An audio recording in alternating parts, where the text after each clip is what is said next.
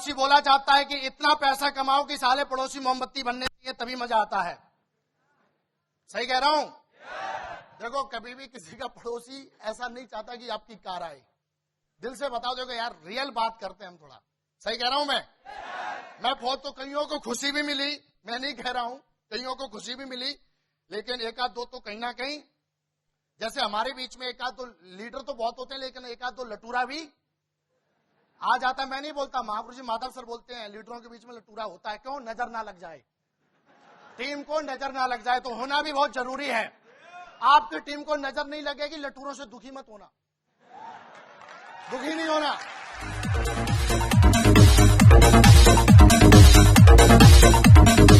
दुखी नहीं होना, यस या नो? क्योंकि मैं छोटा था, बहुत स्मार्ट था, माँ हमारी यहाँ पे टीका लगा के भेजती थी, मैं नजर ना लग जाए बेटा का। आज टीका नहीं, आज काला चश्मा लगा के आया हूं, नजर नहीं लगेगी। Thank you. फौज में चला गया भाई, और ऐसा बोला जाता है, वैसे पता नहीं लोग क्या बोलते हैं, फौजी यहां से इधर से, पता नहीं किधर किधर से उसको क्या क्या बोलते हैं, लेकिन मैं बताता हूं आपको फौज के बारे में। हिंदुस्तान की नहीं, दुनिया की सबसे दमदार, अगर मैं देसी भाषा में बात करूं, सबसे दमदार जॉब है। ऐसा बोला जाता है सिविल में कोई भी अपनी डिग्रियों के बल पर घुस जाता है, लेकिन फौज के अंदर मेडिकल फिट, फिजिकल फिट और डॉक्यूमेंट फिट बंदा ही अंदर जाता है, लटूरा कोई नहीं जाता उसमें।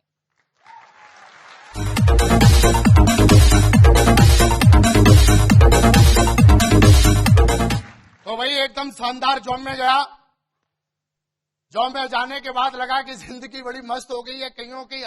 कईयों का जो होता है, जैसे अगर मैं ये बिजनेस मुझे नहीं मिलता तो शायद मेरा भी अंतिम संस्कार फौज की नौकरी करते ही करते हो जाता।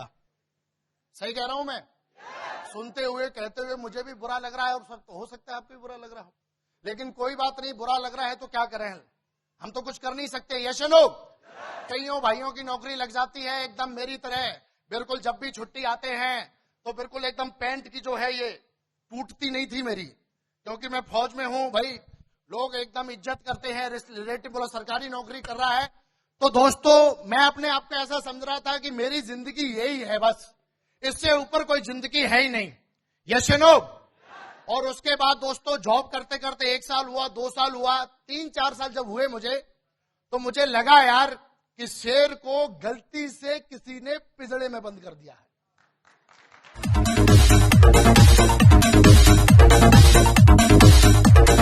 Thank you.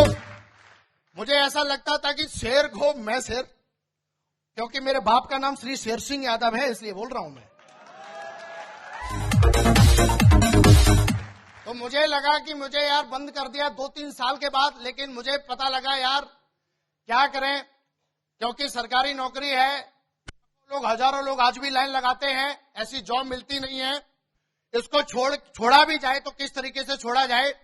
हालांकि जॉब बहुत अच्छी थी, आज भी लोग इसकी इज्जत करते हैं और देश की शान है वो। Yes no? लेकिन मुझे पर्सनल ऐसा लगता था यार ये चीज मेरे लिए नहीं बनी है। 4 साल हो गए, 5 साल हो गए, 6 साल हो गए, 7 साल के बाद दोस्तों ऐसा बोला जाता है कि आप दिमाग से जो सोचते हो और आंखों से जिस चीज को ढूंढते हो, वो आने वाले भविष्य में एक ना एक दिन वो चीज आपको दिखी जाती है। यस या नो? अरे यस या नो? कोने वाले? इधर वाले? सही कह रहा हूं? आप मेरे साथ में हो ना? 7 साल के बाद दोस्तों मैं जोधपुर में पोस्टिंग गया। जोधपुर में पोस्टिंग जाने के बाद एक मेरा दोस्त, पता नहीं उसने मेरे अंदर ऐसा क्या देख लिया, उसने देखा, बोला विकास यार तेरा नाम विकास है, तेरे लायक एक बहुत बढ़िया चीज है, अगर तू बोले तो मैं तुझे दिखाऊं। मैं बोला ठीक है, उधर ही खड़ा था, बोला दिखा। बोला ऐसे नहीं दिखाएंगे भाई, इसके लिए 15-20 मिनट का समय निकालना पड़ेगा, क्योंकि वो चीज कोई छोटी चीज नहीं है। वो चीज ऐसी है कि जिसने भी वो चीज देखी है और देख के जिसने भी उस चीज को किया है, उनके परिवार का इतिहास लिखा है बेटा, इसलिए इसके लिए 20 मिनट चाहिए।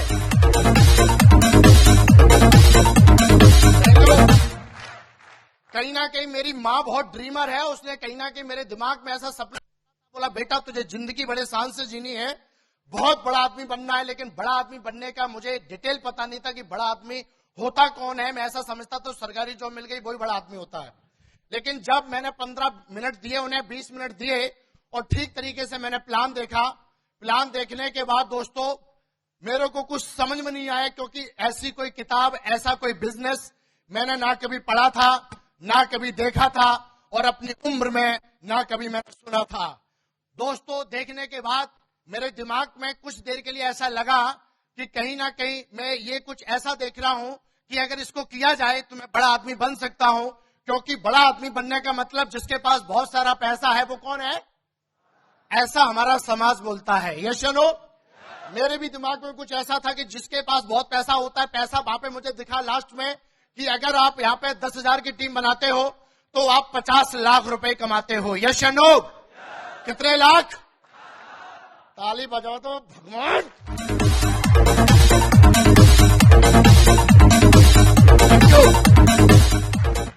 50 लाख रुपए देखने के बाद मेरा कोई सवाल नहीं था। वो बोले कई सारे घुस जाते हैं, बोला इधर किधर, इधर। मैं 50 लाख में घुस गया। किस में घुस गया? अब 50 लाख में घुसा तो साला 50 लाख से निकल के अभी 1 करोड़ में घुस गया मैं।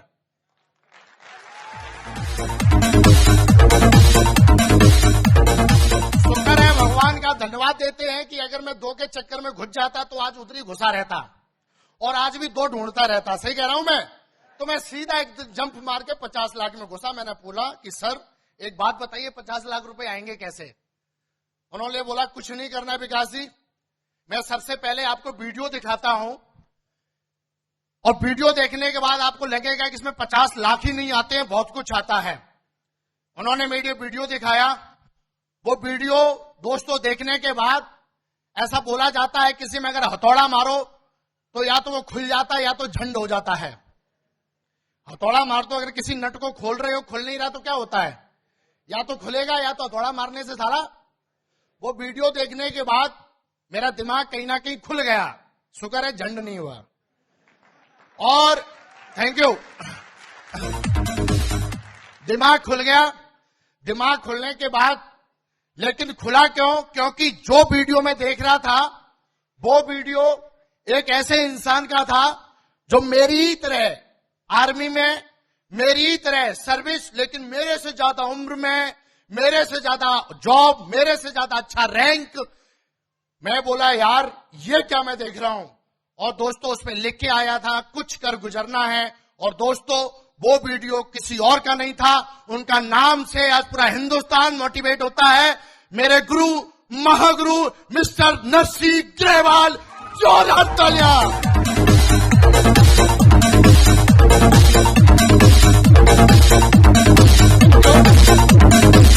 Thank you.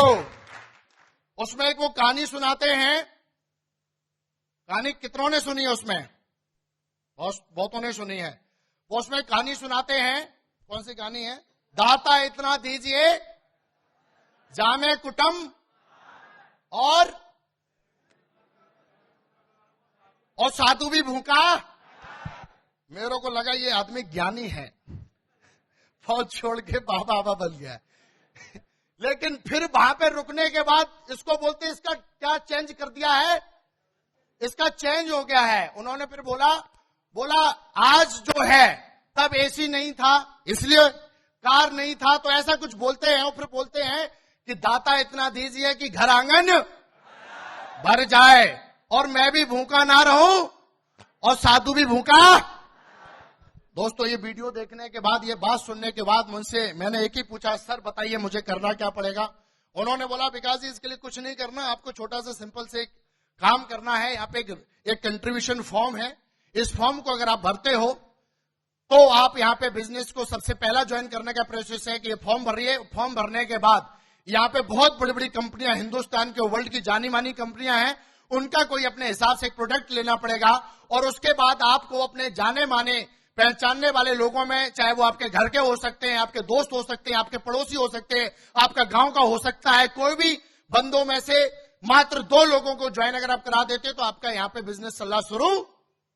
छोटा सा प्रोसेस लगा। मैं बोला ठीक है सर, फॉर्म किधर है? फॉर्म निकाला, साइन मारा और साइन मारने के बाद बड़ा जोश में, खुश, एकदम बिंदास होके नाचते गाते हुए मैं गया किसके पास? क्योंकि उन्होंने नाम बताया था, दोस्त, पड़ोसी, घर वाले, गांव वाले और जानने। अब वहां पे ना तो मेरा पड़ोस था, ना मेरा घर था, ना मेरा गांव था। कौन था? अरे सब बोलो ना यार। दोस्त था। मैं दोस्त के पास गया, दोस्त को बोला भाई देख, चीज मुझे चाहिए थी वो आज मुझे मिल गई है, और अगर तू भी चाहे तो तू मेरे साथ आ सकता है, और हम दोनों का विचार एक है, हम दोनों का दिमाग एक है। अगर हम दोनों यहां पे आते हैं तो जिंदगी हम दोनों की बदल सकती है, और मेरे हिसाब से तुझे आना चाहिए। उसने बोला क्या बोल रहा है, मेरी समझ में नहीं आ रहा है, सीधा साधा मेरे को बता। मैं बोला कुछ नहीं करना, एक कंपनी है जिसका नाम पता नहीं क्या है, वो मैं तुझे बाद में बताऊंगा, लेकिन उसमें 2 लोगों की ज्वाइनिंग करानी है, और उसके नीचे ऐसे ऐसे करना है, और ऐसे ऐसे करना है, और फिर ऐसे ऐसे करते करोड़पति बन जाएंगे।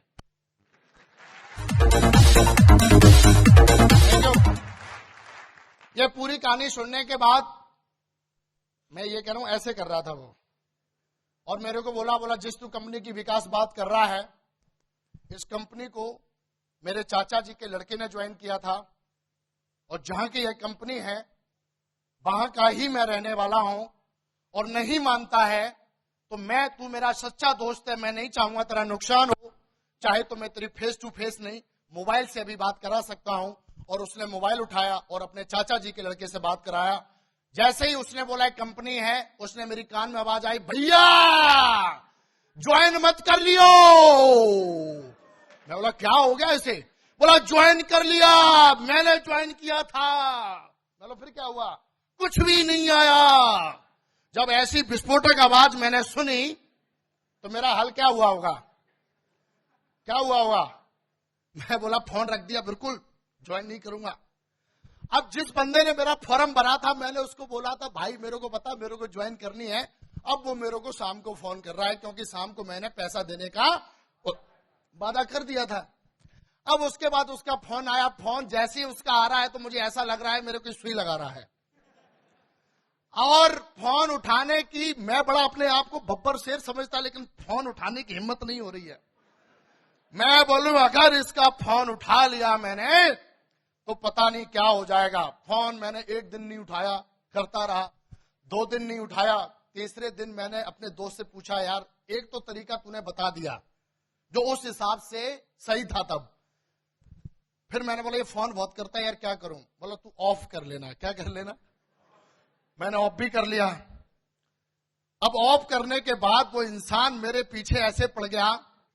एक्चुअली वो इंसान जानता था ये बात, क्योंकि इस बिजनेस में आने के बाद मैंने सीखी, और वो सही कर रहा था कि प्लान दिखाने के बाद फॉलोअप तब तक करना चाहिए, तब तक करना चाहिए, तब तक करना चाहिए, तब तक करना चाहिए, या तो वो डीडी दे दे, या तो हिंदुस्तान पासपोर्ट बना के हिंदुस्तान को छोड़ के भाग जाए।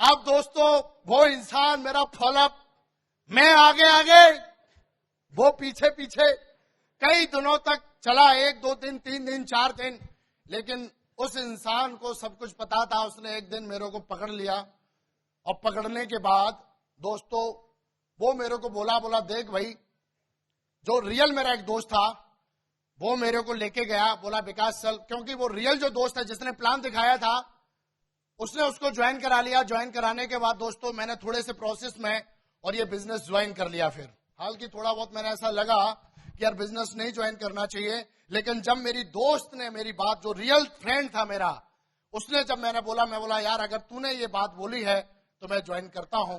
और दोस्तों एक दिन ऐसा आया जब मैंने ये बिजनेस ज्वाइन किया, और आज दोस्तों बताते हुए बड़ा फक्र होता है कि मेरी जिंदगी का सबसे बड़ा टर्निंग पॉइंट वो दिन था जिस दिन मैंने अपने हाथ से डीडी ले जाके दी थी। आज वो मेरे ही रोल मॉडल नहीं है। आज मैं बताना चाहूंगा हिंदुस्तान में जितना भी युवा वर्ग है, कहीं ना कहीं जो सिक्योर लाइफ में है, वो सबके रोल मॉडल हैं। वो कोई और नहीं, जोरदार तालियां बजाइए हमारे महागुरु मिस्टर जसवीर जी।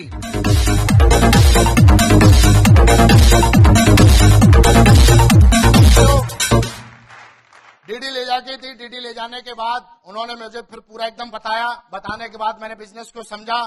समझने के बाद मैंने करना स्टार्ट किया। उन्होंने बोला विकास जी ऐसे ऐसे आपको काम करना पड़ेगा, और अगर आप आज डीडी दे देते हो, आज अगर 3 लोगों को ज्वाइन करा देते हो इस हफ्ते में, तो 4,500 का चेक आया। मैं वहां से निकला और निकलने के बाद अपने फेस वैल्यू पे गया और जाके मैं उसी दिन शाम को 3 दिन के अंदर अंदर लगभग मैंने 5 लोगों को ज्वाइनिंग करा दिया था उसी दिन, उसी हफ्ते।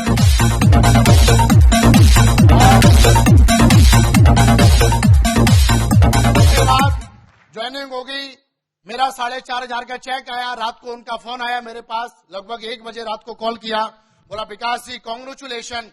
बुधवार को उन्होंने कॉल किया, मैं बोला महागुरु जी बताइए, आज तक सारा मेरे को कॉन्ग्रेचुलेशन नहीं बोला, लेकिन आप कॉन्ग्रेचुलेशन बोल रहे हो। उन्होंने बोला विकास जी दिस वीक योर चेक 4,500 यानी कि 4500 रुपए आपका चेक है। बहुत खुशी मिली, बहुत खुशी मिली, थैंक यू। बहुत खुशी मिली जब उन्होंने बोला, बड़ा अच्छा लगा कि मैंने कुछ किया भी नहीं, मैंने अपने फेस वैल्यू पे 3 लोगों को सही रास्ता बताया और मेरा 4,500 का चेक आया। लेकिन उन्होंने इसमें एक चीज ऐड कर दी, बोला विकास जी आज तक आपका आर्मी में प्रमोशन हुआ नहीं हुआ मुझे पता नहीं, लेकिन दोस्त टाइगर, और उन्होंने ऐसे शब्द से मुझे नवाजा, बोला टाइगर, तो मुझे लगा यार मेरे अंदर कुछ दम है, इसलिए इंसान मुझे टाइगर बोल रहा है। और ऐसा बोल के उन्होंने बोला ये 4,500 का तो चेक आया ही आया है आपका विकास जी, आपकी संडे को जोधपुर के अंदर एक बहुत बड़ा फंक्शन हो रहा है और उस फंक्शन में आपकी QSC की रिकॉग्निशन है। किसकी? मुझे तब ऐसा लगा, वो रिकॉग्निशन सुन के मुझे बहुत अच्छा लगा। मैं बोला क्या करना है? बोला कुछ नहीं करना है, एक टिकट लेनी है और चलना है। मैंने उनको बोला ठीक है चलते हैं, और दोस्तों मैं उनके साथ गया संडे के दिन उस फंक्शन में। और लगभग ऐसा ही कुछ एक हॉल था जोधपुर के अंदर, मेडिकल कॉलेज था, उसके अंदर ऐसे ही हजारों लोग बैठे हुए थे। और वहां पे जब मैं घुसा उस गेट पे, लगभग क्योंकि मैं लेट पहुंचा, क्योंकि आर्मी में था, समय मिलता नहीं था, लेकिन जिंदगी बनाने के एक मेरे अंदर जोश था, विश्वास था कि जिंदगी बदलनी है, बनानी है, तो कहीं ना कहीं उसे खोजने गया था। लोग बहुत सारे बहाने बनाते हैं नहीं, लेकिन मैं वहां से सहमत नहीं था। मेरे अंदर कुछ आग थी कि जिंदगी में कुछ बड़ा करना है, मुझे बहुत पैसा कमाना है, क्योंकि मैंने अपने बाप को बहुत मेहनत करते हुए देखा है, मैंने उन लोगों को देखा हुआ है जो मजाक उड़ाते थे। मेरे अंदर आग थी कि बहुत पैसा कमाना है, एक बहुत बड़ा नाम करना है अपने पापा जी का, अपनी माँ का। और ये आग मुझे वहां पे जब लेके गई तो ऐसे ही पीछे मैं खड़ा था, और वहां से जब मैंने देखा हजारों लोग वहां पे बैठे हुए तालियां बजा रहे हैं, म्यूजिक चल रहा है, और स्टेज पे आके लोग अपनी टेस्ट मनी दे रहे थे। कोई इंजीनियर था, कोई डॉक्टर था, कोई किसान था, कोई फौज में था, कोई एयरफोर्स में, कोई नेवी में, कोई स्टूडेंट, कोई लड़की, कोई CA थी, कोई BA थी, MA थी, पता नहीं क्या क्या थी, और सब आके बोल रहे कि मेरी जिंदगी सिक्योर लैब ने बदल दी, मेरी जिंदगी सिक्योर लैब ने बदल दी, मेरी जिंदगी सिक्योर लैब ने बदल दी। ऐसा सुन सुन के वो बात मेरे दिल में घुस गई।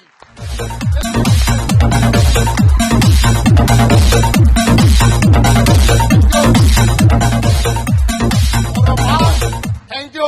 बहुत सारे लोग आज भी सुन रहे हैं, इस फंक्शन में आए हैं, लेकिन कईयों के ऊपर से निकलेगी, कईयों के नीचे से निकलेगी, कईयों के इधर से निकलेगी, कईयों के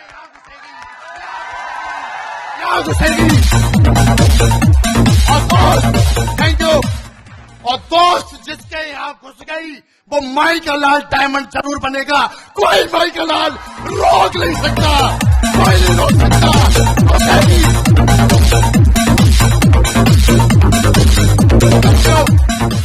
और वो बात मेरे दिल में घुस गई कि यार जिंदगी यहां बदल सकती है।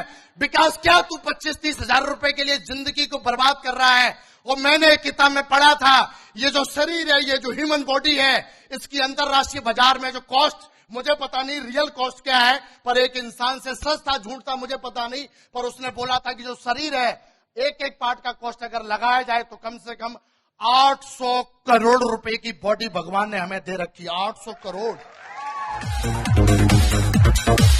Thank you. और ये 800 करोड़ रुपए की बॉडी मैंने 25-30 हजार रुपए में बेच रखी थी। कितने में? अरे साला 800 करोड़ रुपए का अगर आप होटल बनाओ तो महीने का कम से कम कितना किराया लेना चाहिए भाई? अरे 800 करोड़ रुपए का आपने होटल बना के तैयार किया है, या फिर आपके बाप ने आपको गिफ्ट किया है, या दादाजी परदादाजी ने बना के दिया है, कम से कम उसका किराया कितना होना चाहिए 800 करोड़ रुपए के होटल का? अरे सबसे पूछ रहा हूं यार, हिंदी तो आती है, कम से कम समझ लो कितना, कम से कम कितना? एक आदमी सुनूंगा। हाँ भाई कितना? 10 करोड़ मान लें इनकी बात। अरे 10 नहीं, 1 करोड़ तो होना चाहिए, 1 करोड़ तो होना चाहिए। और ये बात जब मैंने जानी कि 800 करोड़ रुपए की प्रॉपर्टी जो भगवान ने मुझे दे रखी है और मैंने साला इसको 25-30 हजार रुपए में बेच रखा है, नहीं, ये तो अन्याय है मेरे साथ। अब नहीं ऐसा होगा जी, यस या नो। और जब भी मुझे दिक्कत होती थी मैं कहां जाता था ऐसे हिलते हुए? अपलाइन के पास। कहां जाता था? अपलाइन। वहां पे हमारी रहती थी एकदम झंडा और डंडा लेके, झंडा और डंडा दोनों लेके रहती थी मिस्टर जसवीर जी, वो वहीं रहते थे। और थैंक यू।